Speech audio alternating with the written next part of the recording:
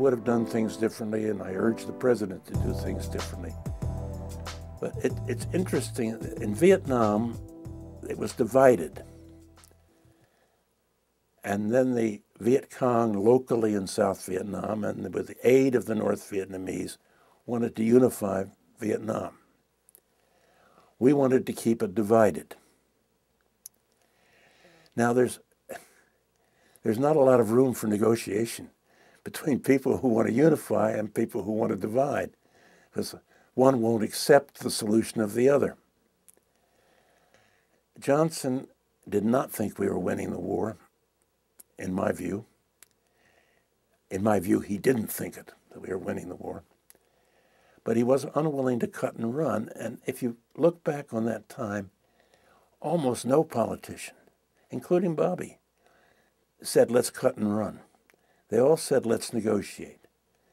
Seemed to me that the answer, and the answer LBJ should have taken, was to have stopped the bombing, sat down, as we eventually did in Paris, and negotiated. Now, what could you negotiate? I think what you could have negotiated was probably 2 or 3 years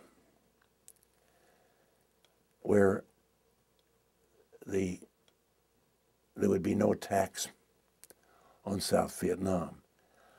I think you had to persuade the North Vietnamese that it could be unified through local political pressure with the help of the North in 2 or 3 years, but it was very important to you that you withdraw and that you get out, and that unification occurred after you were now out.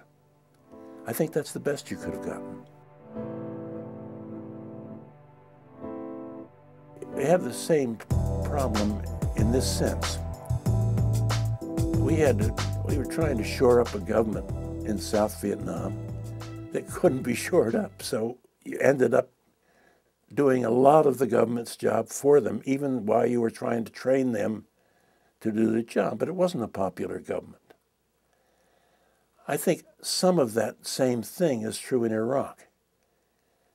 And I don't think the American people feel they're going to tolerate this expense to be in this country that can't seem to be able to figure out how to govern itself. I think it's possible that American withdrawal would or will cause chaos. I think if you do it on a timetable,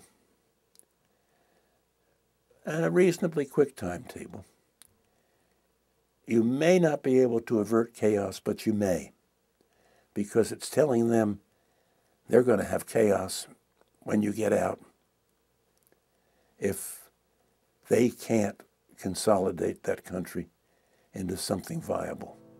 And I think that's a very potent, in a sense, threat. What is driving us to war is the leadership that drives us to war. It's one of the, to me, most hateful things you can do is to think that people who are opposed to a war are somehow or other unpatriotic, somehow or other don't love their country just as much as somebody who's on the other side.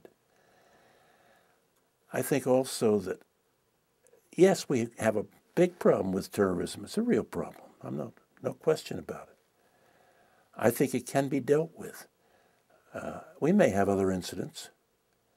Other countries have had them and survived them. We may have other incidents, but one thing that I dread is an executive who plays upon fear and who uses patriotism to try to unite people when what he's doing is really uniting some people and restraining others from, I think, with the democratic rights that they should have. And I think that's tragic. In this country, leadership in the president is not the ability to decide things. It's the ability to persuade people to the right decision.